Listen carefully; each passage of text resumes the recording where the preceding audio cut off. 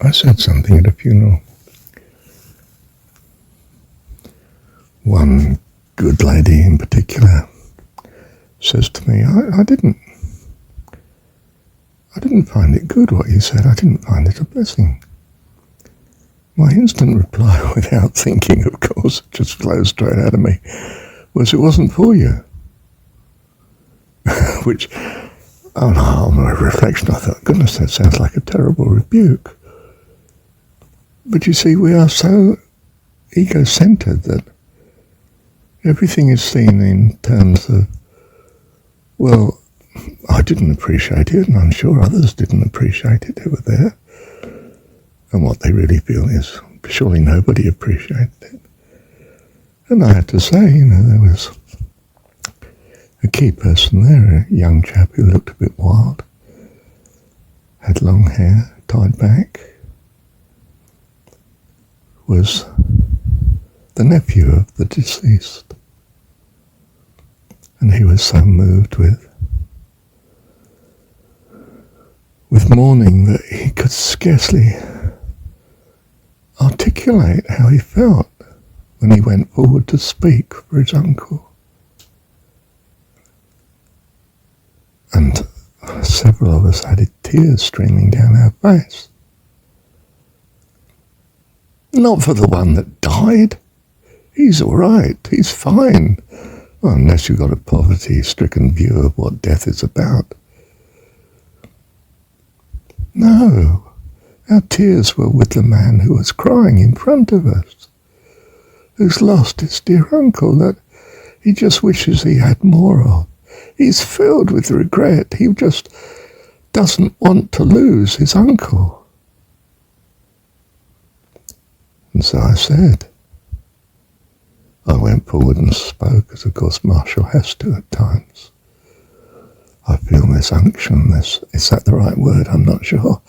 But I have to go forward and speak. And I'm not myself. I am the words that are coming. And I said that the regret is not for the deceased. It's for those that mourn their regrets.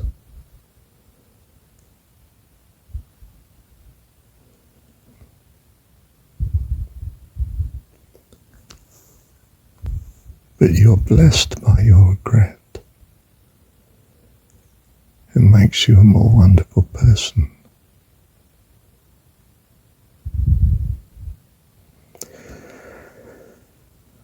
I could scarcely believe that my friend took this to be, in some sense, a dominance, a rebuke, a legalism, a laying down of the law. Who is he to say this to us? And the answer is nobody. Wasn't for you, love. You weren't filled with regret. You were just at a funeral of someone you knew of and felt you should be there. But of course, someone like the nephew is overwhelmed with regret and loss. If only I could have just appreciated him more. And it's that, if only, and regret that makes him the wonderful person that he does not appear to be when you first look at him. But he's the one who loved the deceased and still loves him. He's the one for whom the deceased was uncle, his role model. And the world might not think that the nephews followed uncle's role model very well, but nephew knows that uncle is most important to him. Bless him. And he is blessed. And he knew it. And he gave me the biggest hug in the world. Which was really God doing it, of course, to tell me, you're okay, Marshall.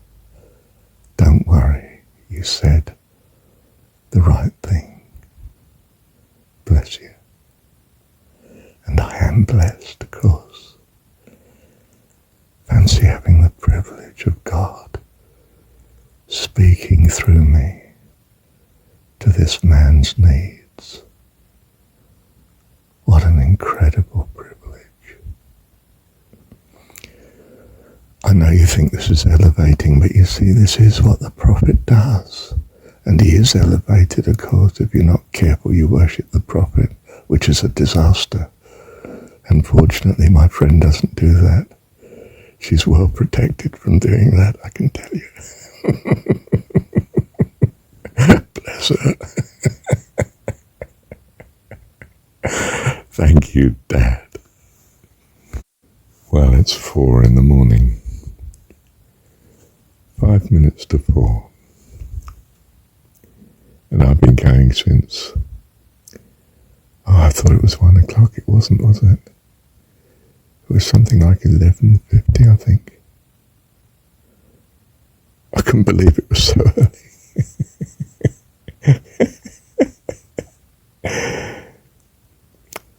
And I was greatly blessed. An alarm went off. A car alarm. That's not what woke me up. I was already awake. But then I got up, of course. Checked out the alarm. Wasn't my car. One way in the distance, but it sounded close, of course, in the still of night. It wasn't so cold out there. I mean, I suppose I left a nice warm bed. It didn't strike me as terribly cold. It hadn't got through to me, I suppose.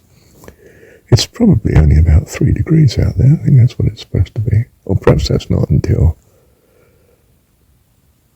just a shade after sunrise, when that lowest temperature is, isn't it? Where was I?